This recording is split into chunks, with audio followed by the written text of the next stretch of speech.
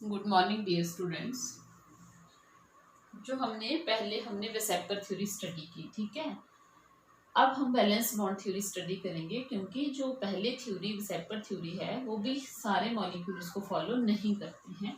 तो ये थ्योरी आई थी 1927 में। हिटलर और लंदन, दो साइंटिस्ट नेम है हिटलर एंड लंदन, उन्होंने दी थी और बाद में इसको पॉलिंग ने मॉडिफाई भी किया था, ठीक है।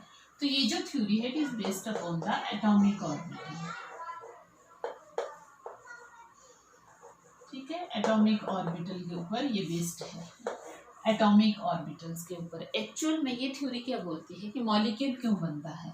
मॉलिक्यूल बनेगा जब एटम जो है वो एक दूसरे के क्लोज आएंगे।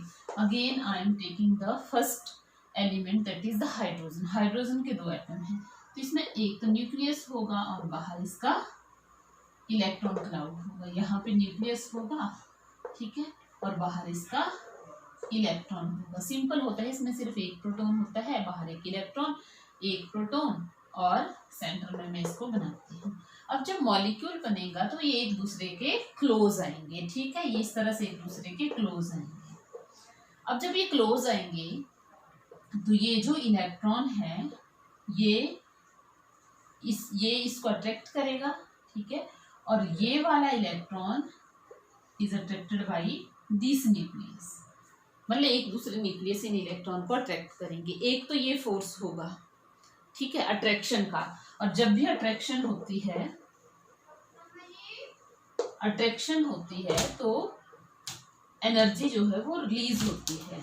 रिलीज मीन्स एनर्जी कम हो जाएगी। कम एनर्जी होने का मतलब होता है स्टेबिलिटी आ जाएगी। और मैंने आपको स्टार्टिंग में बताया था कि हर कोई क्या चाहता है यूनिवर्स में, स्टेबिलिटी। तो अट्रैक्शन से एनर्जी कम हो जाएगी, लेकिन यहाँ पे एक चीज और भी होगी। क्या? ये जो इलेक्ट्रॉन है और ये इलेक्ट्रॉन है, इनमें आपस में रिपल्जन होगी, सेम चार्जेस हैं। और साथ में ये जो पॉजिटिव चार्ज है न्यूक्लियाई, जब ये क्लोज आएंगे, देखो यहाँ पे, ठीक है, मान लो ये न्यूक्लियाई आ गए क्लोज, तो इनके बीच में भी रिपल्जन होगी। अब और ये जो डिस्टेंस होती है ना, this is known as the internuclear distance. दो न्यूक्लियर के बीच में कितनी डिस्टेंस है, that is known as internuclear distance, ठीक है। अब इन दोनों के बीच में भी रिपल्जन होगी। इलेक्ट्रॉन और दूसरे न्यूक्लियस के बीच में अट्रैक्शन होगी, एक इलेक्ट्रॉन और दूसरे न्यूक्लियस के बीच में अट्रैक्शन होगी। अब मॉलिक्यूल बनेगा या नहीं बनेगा, ये किसके ऊपर डिपेंड करेगा।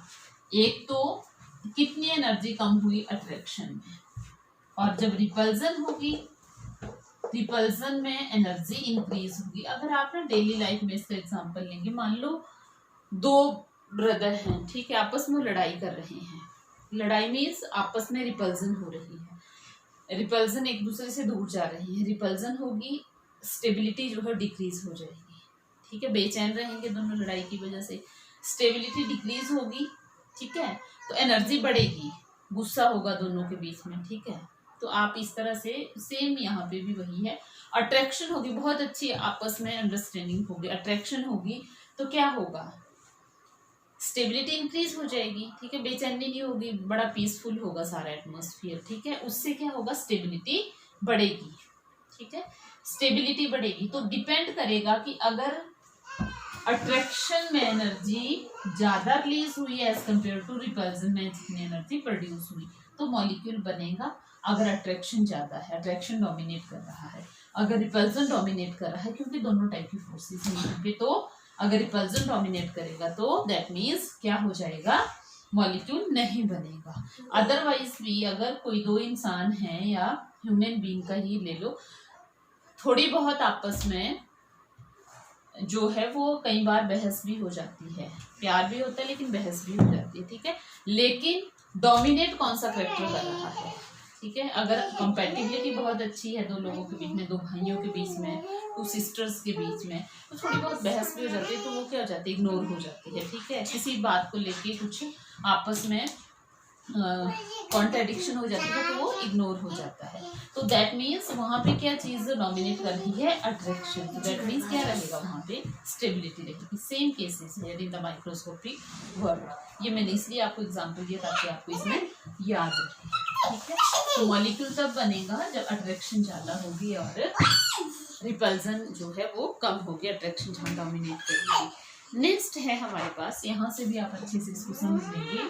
मैं फिगर बना रही हूँ एक, ठीक है, ग्राफिकल डायग्राम में बना रही हूँ इन इंटरन्यूक्लियर डिस्टेंस और पोटेंशियल एनर्जी। इस साइड को हम लेंगे पोटेंशियल एनर्जी, ठीक है, वर्टिकल साइड को एंड हॉरिजॉन्टल साइड को इंटर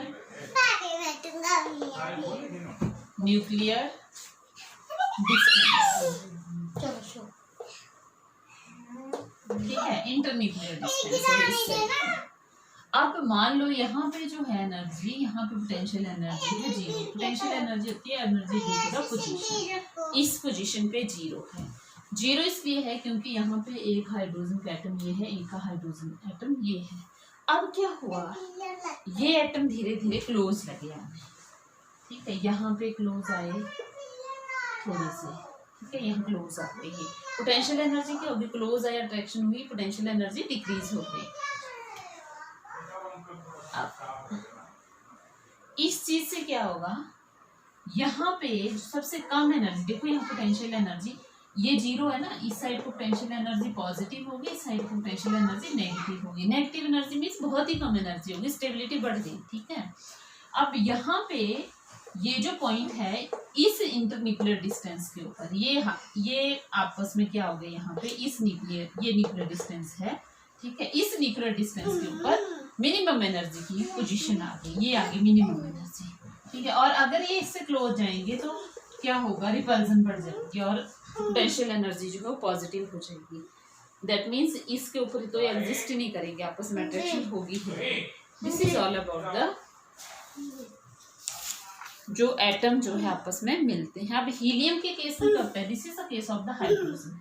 हीलियम के केस में क्या होता है, नेगेटिव की तरफ आएगी नहीं। मान लो अगर ये हीलियम है ना, तो ये जब आपस में क्लोज आएंगे ये पोटेंशियल एनर्जी ग्राफ ऊपर को ही चला जाएगा पॉजिटिव, इसलिए H2 तो आपने सुना है, हाइड्रोजन के सुना है ना, He2 जो है ये एग्जिस्ट नहीं करता है। हीलियम एटम में आपस में अट्रैक्शन नहीं होती है, ठीक है। ये जो कोवेलेंट बॉन्ड बनता है बच्चों, ये बनता है शेयरिंग से, ठीक है, इलेक्ट्रॉन की शेयरिंग से। ये तो आपको मैंने बता दिया था। अब शेयरिंग जो होगी वो 2 एटम के बीच में अगर होगी तो एक एटम से, एक ऑर्बिटल से इलेक्ट्रॉन आएगा, एक इलेक्ट्रॉन दूसरे से आएगा, दूसरे एटम से आएगा, ठीक है। जैसे हाइड्रोजन का ही again taking example of hydrogen ये है, ठीक है। लेकिन जब ये एक ऑर्बिटल और बनाएंगे तो इसमें अपोजिट स्पिन होगी, मतलब इस जब ये इलेक्ट्रॉन कंबाइन करेगा ना, शेयरिंग होगी, तो दूसरे इलेक्ट्रॉन की जो स्पिन होगी वो अपोजिट हो जाएगी, ठीक है। अब जैसे हम एग्जांपल लेते हैं 1s ऑर्बिटल, हाइड्रोजन का ही है ये आ गया एक 1s, ये दूसरे हाइड्रोजन का 1s। अब इनकी ओवरलैपिंग होगी, ठीक है, ओवरलैपिंग मीन्स एक दूसरे के क्लोज आएंगे, ये होगी इनकी ओवरलैपिंग, ठीक है। और ये जो शेप बनेगी ये क्या थे, एटम के ऑर्बिटल है, तो हम बोलते हैं एटॉमिक ऑर्बिटल। ये जो मैं बोल रही हूँ atomic orbital, this is also atomic orbital. अब ये ओवरलैपिंग हुई, रिजल्ट क्या हुआ, एक ही ऑर्बिटल बन गया दोनों का। ये बन गया हमारे पास, ये तो ओवरलैपिंग दिखाई, ये ओवरलैपिंग रीजन आ गया, ठीक है। और ये हमारे पास बन गया मॉलिक्यूलर ऑर्बिटल।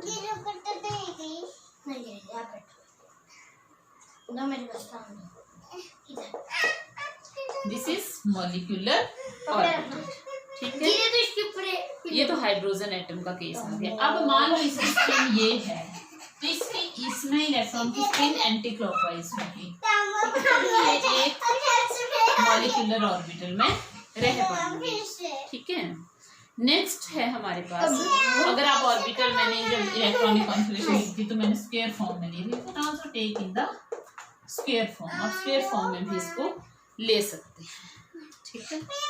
तो यहाँ पे बहुत सारे एटम दिए हैं जो कंबाइन हुए हैं और उन्होंने मॉलिक्यूल बनाए हैं, वो वाले एटम मैं आपको बताती हूँ, ठीक है। तो यहाँ पे you can go through these atoms. आप यहाँ पे आप देख सकते हैं किस तरह से होता है, एटम कैसे बनते हैं, ठीक है। हाइड्रोजन का केस मैंने बता दिया, बाकी आप खुद करेंगे। देखो ये दिया है आपके पास फ्लोरीन, ये दिया है आपके पास फ्लोरीन का दिया है, लेकिन यहाँ पे जो ये है फ्लोरीन का, ठीक है। तो फ्लोरीन में देखो ये 2p ऑर्बिटल है और 2p, तो दोनों कंबाइन हुए क्या बन गया F2, ठीक है। नेक्स्ट है हमारे पास ये देखो HF, तो हाइड्रोजन में तो एक ही है, ये है हमारे पास, सॉरी ये है HF का, हाइड्रोजन का एक, देख लो आप, इसका एरो नीचे की तरफ है और जो फ्लोरीन है उसका एरो ऊपर की तरफ है, तो ये HF की फॉर्मेशन हो गई। थ्योरी वही लिखी हुई है इसमें, ठीक है। यहाँ पे 1s और 2p ओवरलैप कर रहे हैं। यहाँ पे देखो आप, ये है H2O, तो इसमें 2 हाइड्रोजन, एक ऊपर लिया हुआ है ना हाइड्रोजन, एक नीचे लिया हुआ है हाइड्रोजन, और बीच में 2p ऑर्बिटल बनाया है, ठीक है।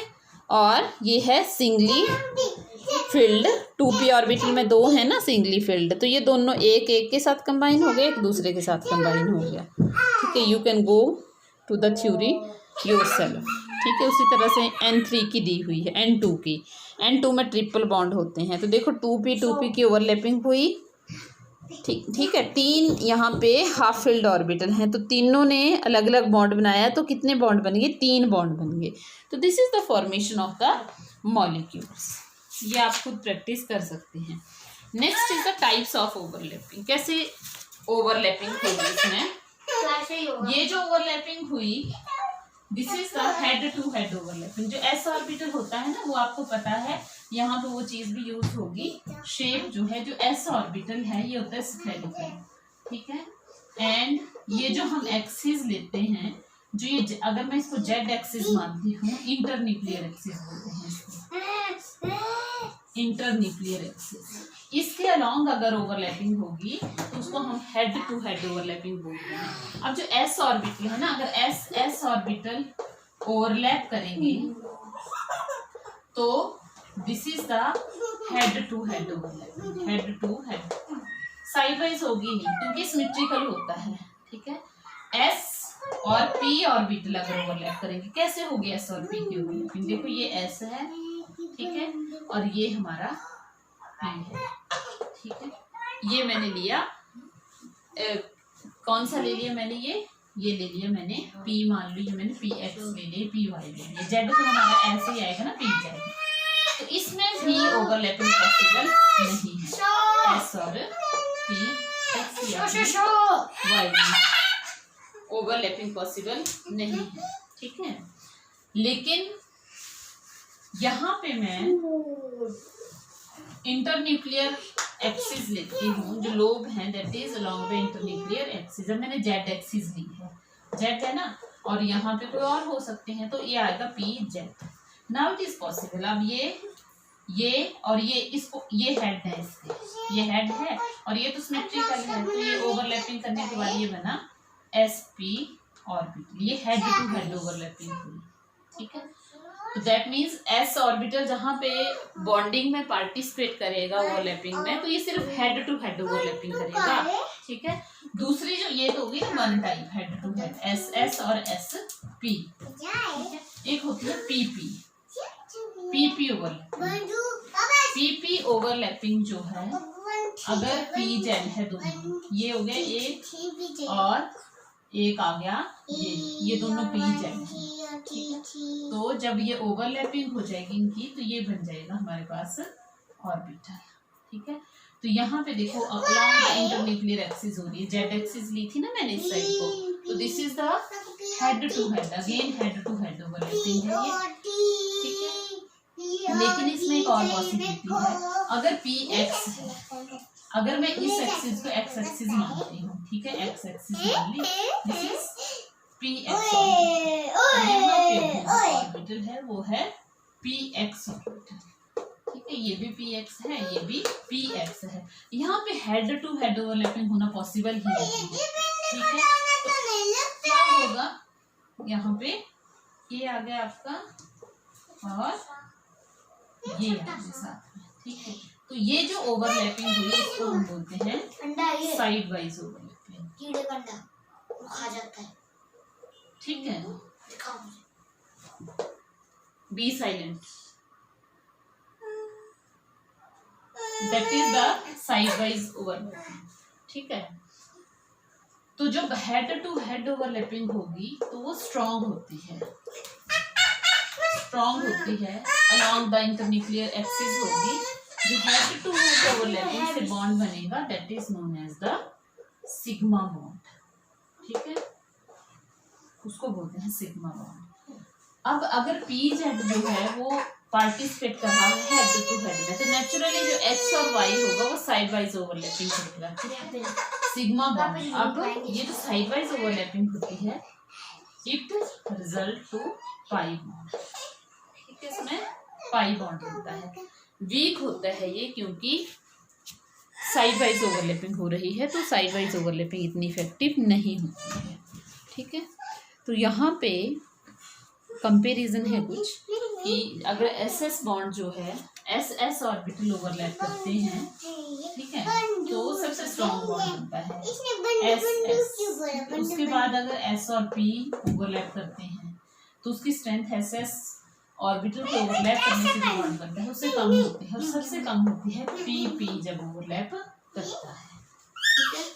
तो इसका रीजन जो है वही स्टेबिलिटी है या सिमेट्री है इसकी। अगर सिमेट्री अच्छी होती है ऑर्बिटल के बीच में तो ओवरलैपिंग भी इफेक्टिव होती है। अब यहाँ पे मैं आपको एक फिर से डिफरेंस बताऊंगी, और जब मैं आपको वीडियो ये शेयर करूंगी तो मेरे को आपने याद भी दिलाना कि डिफरेंस भेजना है। You can also study from here. ये है डिफरेंस, देखो ये है आपका sigma bond, the bond is formed by the axial overlapping, ठीक है, ऑफ द ऑर्बिटल। और ये पाई बॉन्ड है, तो pi bond is formed by side wise overlapping of atomic orbital, है ना। ये लिखा है कि सिग्मा बॉन्ड क्वाइट स्ट्रॉन्ग होता है क्योंकि ओवरलैपिंग ज़्यादा होती है, जो पाई बॉन्ड है वो वीक होता है। उसके बाद है सिग्मा बॉन्ड में एस ऑर्बिटल पार्टिसिपेट करता है, पाई बॉन्ड में एस ऑर्बिटल नहीं करता है। यही तो हमने पढ़ा, देखो है ना, पी पी ऑर्बिटल से ही पाई बॉन्ड बन रहा है, साइड वाइज ओवरलैपिंग हो रही है, ठीक है। The electron cloud of molecular orbital is symmetrical, internuclear axis के अलोंग होगा इलेक्ट्रॉन क्लाउड, तो दैट मीन्स सिमेट्रिकल होगा, ठीक है। ये जो पाई बॉन्ड है ये तभी बनता है अगर सिग्मा बॉन्ड प्रेजेंट हो। दिस इज वेरी इंपॉर्टेंट कि सिग्मा बॉन्ड स्ट्रॉन्ग होता है ना, अगर मल्टीपल बॉन्डिंग जहाँ पे होगी वहां पे ही पाई बॉन्ड बनेगा।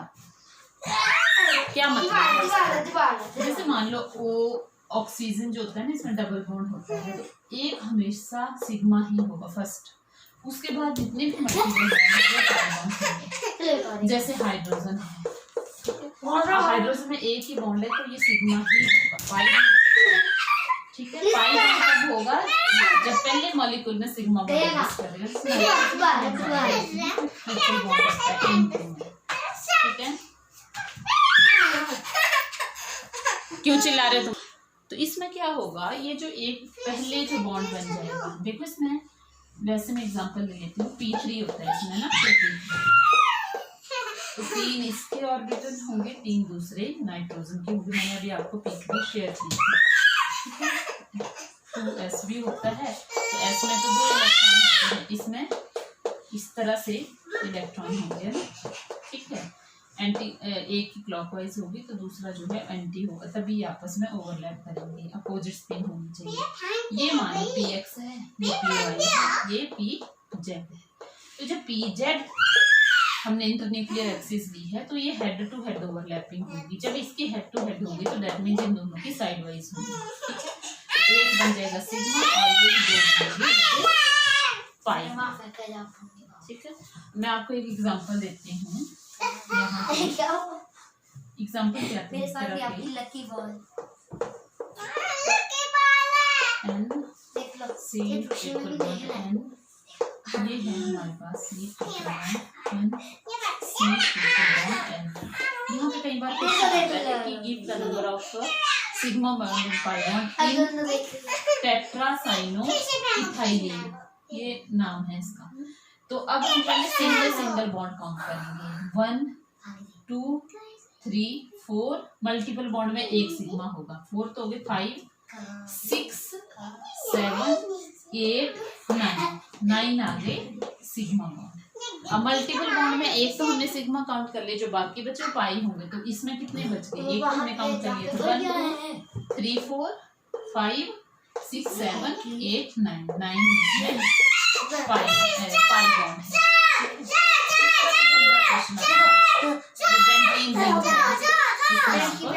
सिग्मा और पाई बॉन्ड जो है कैलकुलेट, ठीक है।